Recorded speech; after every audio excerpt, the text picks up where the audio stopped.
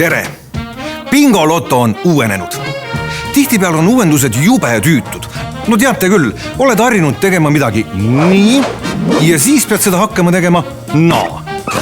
Aga Bingoloto on tõesti muutunud hoopis paremaks. Lausa 2 korda paremaks, sest uuele 2-eurosele bingole on lisandunud 2 uut võidutasandit ja ka minimaalne jackpot on kasvanud 2 korda suuremaks, ulatudes suisa 200 000 euroni.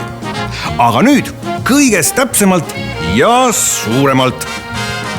Nimelt on siis lisaks vanadele ja teada-tuntud nurkade, diagonaalide ja täismängule lisandunud kõigepealt keskruudumäng. Ehk kui saad esimese välja loositud N-palliga pihta mänguvälja keskel olevale ruudule, oledki võitnud. Rääkides aga võitudest, lähevad uudised aina paremaks. Tead ju küll seda tunnet, kui sul jääb õnnest ainult üks väike nõks puudu. Et see tunne asenduks õnnetundega, ongi uues bingos lisandunud 1 puudu mängutasand, ehk nüüd võid võita ka siis, kui suurest õnnest natukene puudu jääb.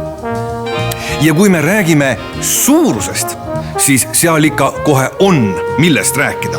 Sest senine 100 000 minimaalne garanteeritud jackpot on nüüd lausa 2 korda suurem. Täpselt nii. Uue bingo jackpot algab 200 000 eurost ja kasvab kiiremini kui varem. Nii et see saab juba olema suur pott. Ning bingo võidud jäävad ju alati Eestisse.